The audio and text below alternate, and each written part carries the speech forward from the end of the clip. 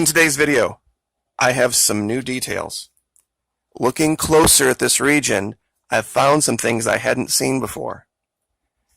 Starting over here to the right, this giant cave opening where we found what looks like the image of a seated giant, and, more importantly, we found footprints that match the size of the image of the individual, whatever it is.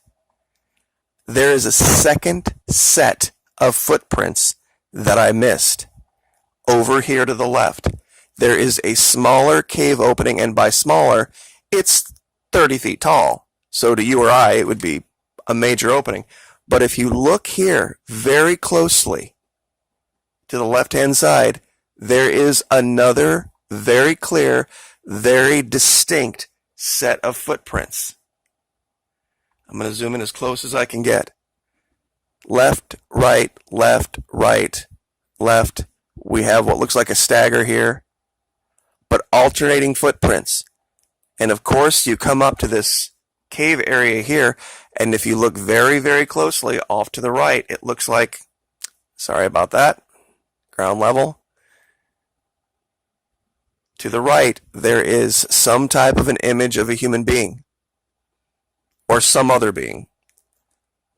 There is also, of course, this telltale gold glow that might be from fire, and I know there's not a lot of wood down here, but coal burns. And where is coal found? In the ground. And what did Admiral Byrd say that he saw? He saw mountains of gems and coal and everything else when he flew over. So not out of the realm of possibility. Very clear evidence of habitation. And this line of footprints goes down the side of this ridge.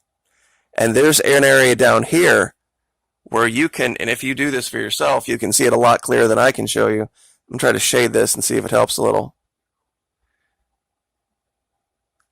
All sorts of footprints, all over down here, both on this side and on this side, leading up to this area. A lot of activity. Now, let me turn the lights back up real quick.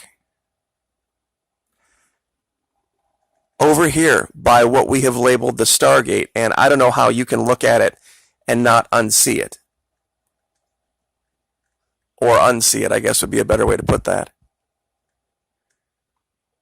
Now, some people had said from the stargate reference, well, there must be some type of a controller device nearby. There must be, some way to activate it. Look up and to the right. See this platform? This looks very much, and this looks exactly like a path right up to it. And this could be where they activate the thing. And guys, I know this might just be a figment, but let me see if I can get this to clear up. At this zoom level, it's very difficult to maintain the focus.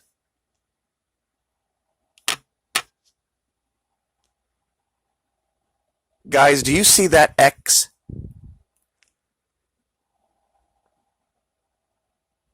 I didn't put that there. There's no way to do that in Google Earth Pro.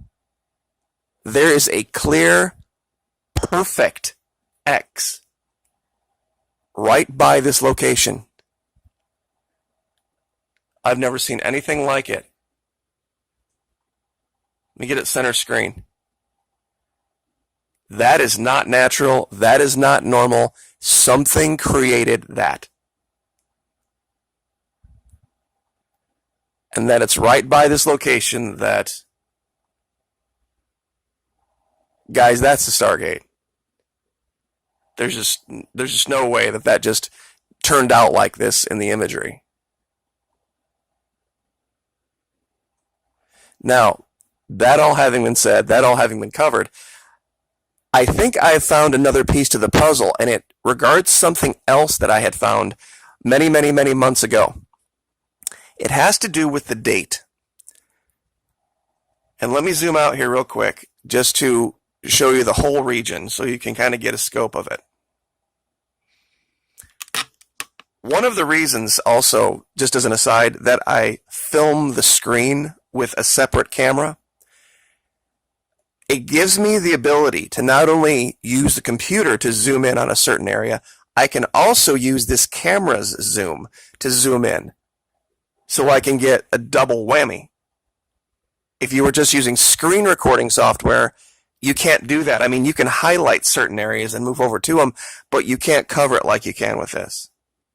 And I know at times it can be blurry and a little annoying, but we've uncovered a great deal doing this technique. Now, this is the imagery from March 25th, 2011. This is the imagery from 12 of 2010. A massive change happened in that 3 to 4 month period. Now, what else happened in the world in March of 2011? That's right. The Japanese earthquake. Now, real quick, let me hop over there real quick. There we go. One of the most devastating earthquakes that's ever happened on the planet. And with the collapse of the nuclear reactor, it contaminated the oceans.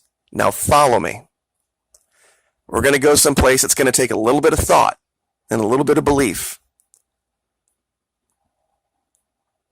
Here is Japan. Up here is where that disaster happened. Now down here, I have outlined a little area using this is the Google Earth web-based program.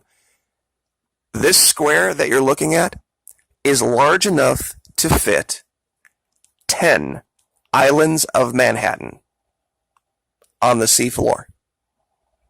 It is 5 miles deep. The reason I've done this is so that people can see how big, how vast, and how deep this trench is along the coast of Japan. It is hundreds of kilometers long. It is as deep as airliners fly high. 5 miles. And in this tiny little yellow dot right here, you could fit 10 islands of Manhattan, and we wouldn't know about it. The vast majority of our deep oceans are not explored, and they don't have any idea. Even when they went to the bottom of the Marianas Trench, they explored an area that you could fit inside first, second, third base, and home plate. The infield of a baseball diamond. That's the majority of the area they explored. And in this little dot is 10 islands of Manhattan. Now, let's say this happened. Let's say, just for argument's sake, that there was some type of an ocean-going, ocean-living, existing seafaring civilization that needed to get away from that radiation, as deadly to them as it is to us. Watch what happens if you follow the trench all the way around here, through the Solomon Islands, and you just stay in that deep trench all the way around. You could go around this way or you could go around this way. Comes out by New Zealand, and look where it spits out. It spits out right off the coast of Antarctica. And not just anywhere. This right here, this is the region that we're looking at. I wonder if what we're looking at is 2 weeks after that disaster, the evidence of a seafaring civilization being forced to come ashore in Antarctica and start over and get underneath the ice as so as not to be discovered. Let me show this again. Starting where the disaster happened in Japan. If you just follow the trench, if they had just decided to stay in the deep ocean and follow these trenches, They could have followed the trenches all the way to Antarctica, and where they would have popped out, I'm going to orient this so you can see it.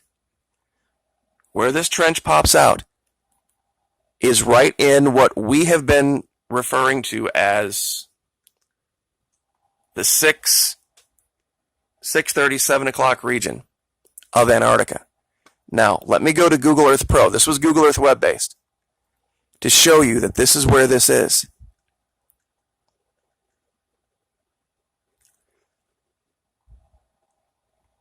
Let me reorient this.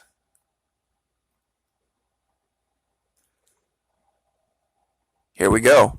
Here's where it came out in New Zealand, and this is exactly where they were. This is the closest point to where they would be to Antarctica. Now, you want to see something really crazy? I have a location here off of Young Island that I had labeled identical punch-out because it mimicked exactly the dimensions of another location I had found months prior. I had alleged it was from a ship that had come up through the ice and punched out this perfect, at the time, perfect triangular shape. And this is just the area starting to fill back in. Now, this is area number 1. This is off of, like I said, Young Island. Let me show you something else.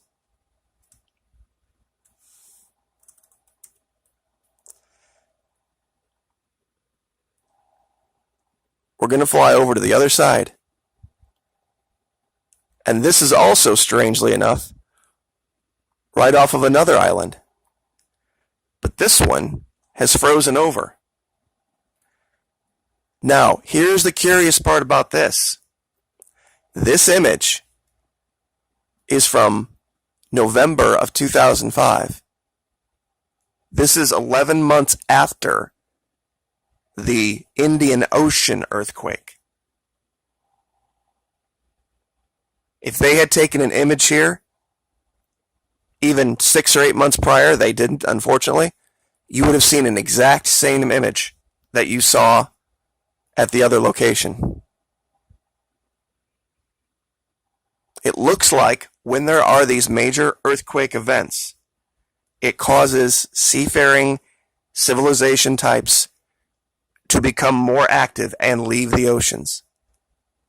It affects them as much as it affects us.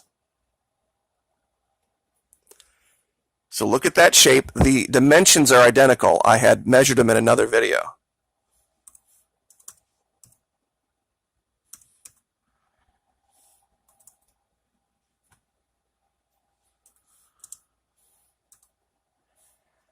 Let's just go back over there real quick.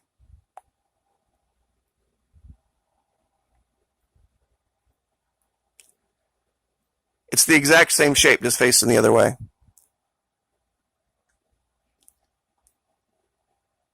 And I'll give you these locations so that you can look this up for yourself. It's just too much, to my mind, too much of a coincidence that this little tiny island here, right at the end of where this trench ends, comes out right at this location near this bay,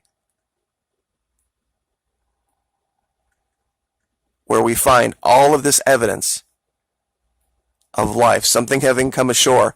Maybe it punches out and they had just enough fuel to get here, and they've got a ditch. This is your crash site. And as you can see, here's the crash site. This could be radioactive material for all we know from the problem in Fukushima. All this yellow, all this glow could be part of it. As you can see, there's an exit here. There's a much larger trench here. This looks like where they started to dig, started to get underneath the ice for protection. Maybe they live in the deep oceans because they have a problem dealing with the rays from our sun, and they have to have some type of protection. And they start digging in and getting underneath, and They only vent to get oxygen, or for whatever reason. One thing I know for sure is that this is not just normal activity. And I know that's kind of a leap. I really do. That looks like another human figure right there. It really does.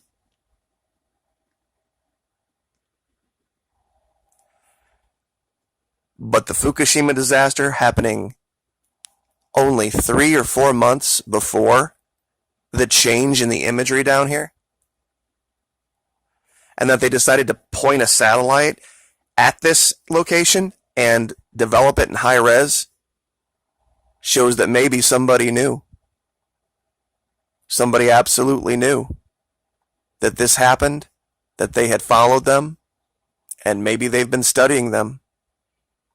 It would explain a lot about Carrie's trips. It would just one more piece to the puzzle. But once again, a second set of footprints. Over here, the correlation with Fukushima, the trench that runs all the way from Japan to this location, and the punch-out through the ice. That's identical to another one that correlates with the Indian Ocean earthquake. It's pretty much all there if you want to see it. If you're willing to have an open mind. And I guess we'll just leave that there. Like, share, subscribe.